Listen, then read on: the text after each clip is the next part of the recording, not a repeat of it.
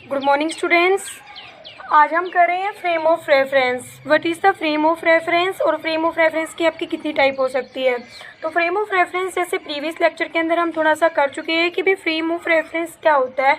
Actually frame of reference एक वो जगह होती हैं जहां आपका ऑब्जर्वर बैठा होता है, जहां आपका ऑब्जर्वर होता है किसी ऑब्जेक्ट के मोशन को डिस्क्राइब करने के लिए। ओके, मान लो एक पर्सन यहाँ है, ठीक है, ये आपका यहाँ है और ये पर्सन, मान लो आपका ये पर्सन है जो रेस्ट के अंदर है और ये पर्सन क्या आपका जैसे मूव कर रहा है और ये अपनी पोजीशन पर खड़ा खड़ा जैसे इसके मोशन को देख रहा है। तो ये आपका होगा ऑब्जर्वर और ये आप जिसको ऑब्जर्व कर रहे हो। तो यहाँ पे आप देखोगे ये जो ऑब्जर्वर है कहीं ना कहीं तो ये भी या तो खड़ा है या बैठा है, कहीं ना कहीं तो इसकी पोजीशन भी होगी।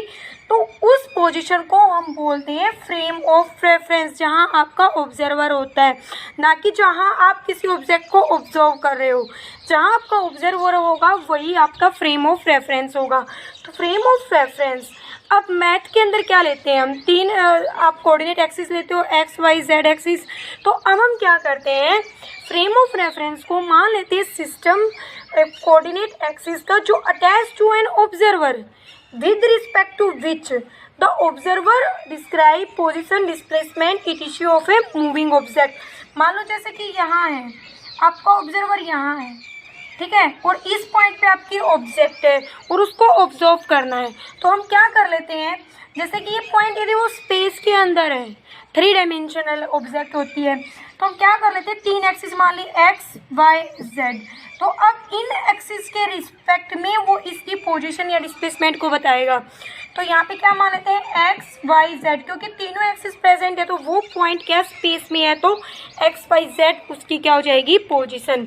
ओके, उसके बाद आता है आपका type of the reference. Type of frame of reference क्या होंगे, 2 टाइप का होता है।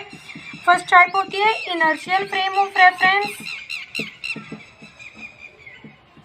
सेकेंड पॉइंट होता है आपका non inertial frame of reference. अब देखो इनर्शियल और नॉन इनर्शियल में कहाँ डिफ्रेंशिएट है। जो इनर्शियल फ्रेम ऑफ रेफरेंस है, इनर्शियल फ्रेम ऑफ रेफरेंस, इसके अंदर आपका क्या होता है, न्यूटन्स लॉ आपका होल्ड होता है, न्यूटन्स लॉ होल्ड, ठीक है। मतलब क्या है, इसके अंदर जो ऑब्जर्वर है, जैसे कि आप ये एग्जांपल लेकर चलो, जैसे बस के अंदर है, जैसे कि आप मान लो बस है, यहाँ ये पर्सन बैठा है, ठीक है, आप ऑब्जर्व कर रहे हो। मतलब ये क्या है, ये जो पर्सन है, ये बस है, या तो देखो अंदर वाले के लिए तो ये क्या हो सकता है, रेस्ट में हो सकता है, ठीक है। अब बाहर ऑब्जर्वर होगा, जब देखो अंदर वाला ऑब्जर्वर होगा ना तो उसका फ्रेम ऑफ रेफरेंस बस के इनसाइड ही होगा, लेकिन जब ऑब्जर्वर है ये बाहर है तो इसका frame of reference outside the bus होगा। और यदि ये बस यूनिफॉर्म वेलोसिटी से मूव कर रही है तब आपका वो रेफरेंस फ्रेम होगा इनर्शियल फ्रेम रेफरेंस। मतलब या तो आपका मतलब रेफरेंस फ्रेम रेफरेंस रेस्ट में होना चाहिए, या फिर मूव कर रहा है तो यूनिफॉर्म वेलोसिटी के साथ, तब हम उसको क्या बोलते हैं, inertial frame of the reference. क्योंकि न्यूटन्स लॉ में यही होल्ड होता है भी कोई ऑब्जेक्ट, फर्स्ट लॉ क्या है, यदि वो रेस्ट में है तो जब तक हम उसके ऊपर कोई फोर्स नहीं अप्लाई करते तो वो रेस्ट के अंदर ही रहती है। तो इस टाइप के जो रेफरेंस फ्रेम होते हैं ना, ये इनर्शियल होते हैं। अब नॉन इनर्शियल, जैसे नॉन इनर्शियल के अंदर क्या डिफरेंस है, देखो इसके अंदर तो क्या होगा, इनर्शियल के अंदर जो पाथ होगा ना ऑब्जेक्ट का वो स्ट्रेट होगा, ठीक है। Non inertial frame of reference के अंदर क्या होता है, इसको हम एक बार एग्जांपल से करेंगे। देखो जैसे अर्थ है, सन है, यहाँ पे हमने सन ले लिया, यहाँ पे आप अर्थ ले लो, ठीक है। अर्थ सन के अराउंड क्या करती है, रोटेट कर रही है, रोटेशन हो रहा है, मीन्स उसकी वेलोसिटी क्या हो रही है, टाइम के साथ चेंज हो रही है। तो इस टाइप के मोशन को आप क्या बोलोगे, इस टाइप के मोशन को आप बोलोगे नॉन इनर्शियल मोशन। पहली पहचान तो इसकी क्या होगी, भी वहाँ पे रोटेशन होगी। तो अर्थ आपका जो ऑब्जर्वर यहाँ पे है या कहीं पे भी हो, तो उस केस में जो आपका फ्रेम ऑफ रेफरेंस है वो नॉन इनर्शियल होगा। उसके बाद यदि आपका ऑब्जर्वर अर्थ ही है और आप अर्थ के अंदर ही किसी ऑब्जेक्ट को मूव कर रहे हो, तो वो उसके रिस्पेक्ट में क्या हो जाएगी, कांस्टेंट। तो उस केस में वो हो सकता है मे बी इनर्शियल, यदि हम उसके रोटेशन को नेग्लेक्ट करें तो नॉन इनर्शियल के लिए आपको फर्स्ट कंडीशन क्या लेनी है भाई, वहाँ पे न्यूटन्स लॉ आपका होल्ड नहीं होगा। तो नॉन इनर्शियल में लिख सकते हैं non inertial frame of reference in which Newton's law does not hold, जिसके अंदर आपका न्यूटन्स लॉ होल्ड नहीं होता, उस फ्रेम ऑफ रेफरेंस को हम बोल देते हैं नॉन इनर्शियल। ओके, उसके बाद आपका आता है मोशन इन वन डायमेंशन, क्योंकि कोई ऑब्जेक्ट है उसके 3 डायमेंशन तक एक्चुअली होते तो डायमेंशन 3 से भी ज़्यादा है, बट हम क्या लेते हैं सिर्फ ओनली 3 जो हमारे डायमेंशन होते हैं 3 डायमेंशन, उनको हम स्टैंडर्ड मानते हैं। तो मोशन इन पहले करेंगे हम 1 डायमेंशन। तो मोशन आपका कितना हो सकता है, 2 डायमेंशन में भी हो सकता है, 3 डायमेंशन में भी हो सकता है। देखो 1 डायमेंशन, मान लो आपका रेफरेंस पॉइंट ये है, ठीक है, और कोई ऑब्जेक्ट ऐसे मूव करी है स्ट्रेट, मान लो वो यहाँ पे आ जाती है मूव करके, तो ये देखो इसके मोशन को डिस्क्राइब करने के लिए हमें कितनी एक्सिस की जरूरत पड़ेगी, केवल एक एक्सिस की हमें जरूरत पड़ेगी, क्योंकि उससे हम डिस्प्लेसमेंट भी निकाल सकते हैं, उसका एक्सेलरेशन भी सब कुछ निकाल सकते हैं।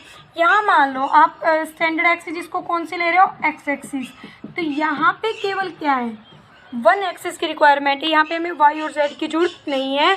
तो इस टाइप के मोशन को हम क्या बोलेंगे, motion in the 1 dimension. Means क्या है, if the frame of reference contain only 1 coordinate axis that describe the motion of object completely, then that motion is known as the motion in 1 dimension. Okay, तो आपको यहाँ पे क्या लिखना है, if the frame of reference contain only 1 coordinate axis to describe the motion of object, then that type of motion is known as motion in 1 dimension. मतलब यदि केवल एक एक्सिस है तो आप अपनी मर्जी से ले सकते हो, जरूरी नहीं है भी आपको एक्स लेनी है, आप वाई भी ले सकते हो, जेड भी ले सकते हो। ओके, जैसे कि रेलवे ट्रैक होते हैं, उसके ऊपर आपकी जो रेल है, ट्रेन है, वो चल रही है, तो वो केवल एक ट्रैक के ऊपर ही चलती है, तो उस टाइप की मोशन को हम क्या बोलते हैं, उस टाइप के मोशन को हम बोलेंगे motion in the 1 dimension. 2 dimension के अंदर क्या हो जाएगा, बस आपको क्या है, प्लेन बोल सकते हैं हम उसको। 2 डायमेंशन करने के लिए क्या होगा, मान लो यहाँ पे आप रेफरेंस पॉइंट है, एक डायरेक्शन ये हो जाए, एक ये हो जाए, कितनी कोऑर्डिनेट एक्सिस का यूज कर रहे हैं हम, 2 कोऑर्डिनेट का यूज कर रहे हैं, तो वो पॉइंट यहाँ पे होगा, ठीक है। और ये पॉइंट मान लो 0 0 है, तो इस पॉइंट के कोऑर्डिनेट हम मान लेते हैं एक्स वाई। तो इस टाइप के मोशन को हम क्या बोल देते हैं, 2 डायमेंशन। जैसे फॉर एग्जांपल हम प्लेन बना रहे हैं, ठीक है, तो इस टाइप के मोशन, जैसे हम सर्कल लेते हैं, कोई बॉडी सर्कल के अंदर मूव करती है, तो वो आपका कौन सा एग्जांपल हो सकता है, वो आपका एग्जांपल हो सकता है 2 डायमेंशन का। अर्थ सन के अराउंड रोटेट कर रही है, वो भी क्या हो सकता है आपका, जैसे मान लो ये एक्स है, ये वाई, तो इस पॉइंट की यहाँ से डिस्टेंस कितनी है, एक्स है, और यहाँ से कितनी है, वाई। इसकी एग्जांपल आप ले सकते हो, earth revolve around the sun 2 dimension, क्योंकि वहाँ पे भी हमें 2 एक्सिस की जरूरत पड़ेगी, ठीक है। तो इसके बहुत सारे एग्जांपल हैं, आप इसका एग्जांपल ले सकते हो, सर्कल के अंदर मूव करते हैं हम कोई बॉडी, वो भी 2 डायमेंशनल होती है। उसके बाद आता है मोशन इन 3 डायमेंशन। 3 डायमेंशन में क्या हो जाएगा, मतलब हमें 3 एक्सिस की जरूरत पड़ेगी, एक्स वाई जेड। तो यहाँ पे आपको एक पॉइंट कर देना है, यहाँ पे आपका जेड है, तो यदि आपको 3 कोऑर्डिनेट एक्सिस की जरूरत हो किसी ऑब्जेक्ट के मोशन को डिस्क्राइब करने के लिए, वो मोशन आपका होता है 3 डायमेंशन। और इस टाइप का मोशन आपका एग्जिस्ट होता है स्पेस के अंदर। ओके, जैसे कि इसका एग्जांपल हो सकता है, आप ये कर सकते हो जैसे कि स्फीयर है, स्फीयर के ऊपर कोई ऑब्जेक्ट बैठी है तो आपका स्फीयर होता है 3 डायमेंशन। तो उस टाइप के मोशन को भी हम क्या बोलते थे, स्फीयर। जैसे हम काइट उड़ाते हैं तो उस केस में भी वो स्पेस के अंदर होना मीन्स, चाहे वो जैसे बर्ड है, बर्ड आपके फ्लाइंग करते हैं स्काई के अंदर, तो वो भी कौन सा मोशन है,